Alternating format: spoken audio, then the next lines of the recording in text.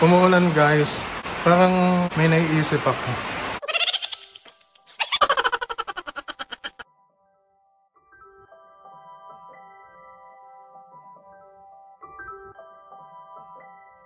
Ngayon po magpapaulan tayo. Maliligo tayo sa ulan. Samahan niyo po ako.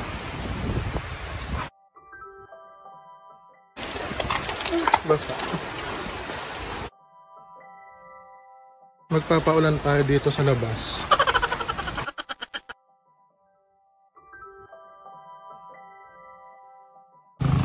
Ayun guys, nandito na tayo sa labas. Makikita natin yung ulan. And sobrang lamig. Sa gawi dito yan, makikita natin yung bukid. Natutuluan siya ng tubig yung yung camera lens. So, kaya siya nagbe-blurred. Makikita natin may atis pa dito oh. Ayun oh.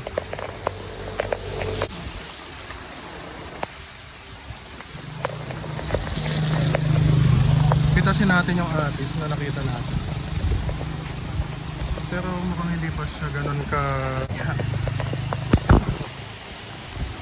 Hindi pa siya magulang pala. May nakikita pa ako pero medyo mataas siya eh. Sarap maligo sa ulan. Na-miss ko yung paliligo sa ulan guys kasi sa ibang bansa hindi ka pwedeng maligo ng ulan doon dahil may kahalong alikabok doon sa Saudi. So dito sa Pinas ganito siya. May kasama kang naliligo. Maghahabulan kayo rito sa ulanan. Basang-basa na ako.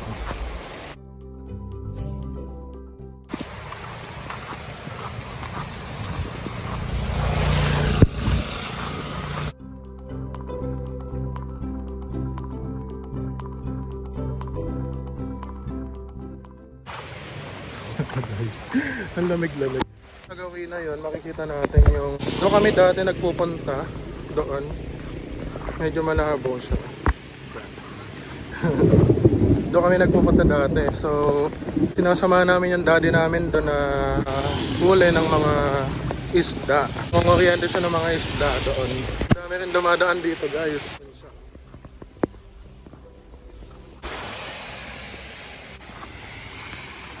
Makikita natin yung mga palay, green pa siya. Yan ito guys, yung sa kabila. Color yellow. Color yellow na yung mga palay. So papasok na tayo guys. Baka tamaan tayo ng kidlat dito sa gitna. Sakap maligo ng ulan. So pauwi na tayo ng bahay. So yan. Malapit na tayo sa bahay. Dito na lang tayo sa bakuran. Maliligo. Diba? May free shower.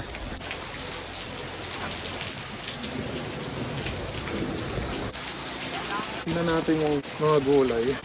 Makikita natin may talong. Diba? Napaka-tiny. And meron din dito ang malaking talong. Kumukulog na guys! Malaking talong ito. Siguro mga ano na to, 7 inches or 8. 8 inches na to. Ang laki na. Then doon may mga atis pa doon eh. Hindi ko lang siya buka kasi sobrang taas. Dito sa kabila, ubos na yung bunga niya kasi kuha na lahat. Wala na siyang bunga.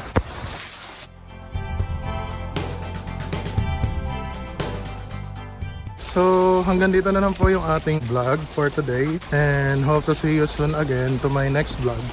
Bye bye and God bless you all.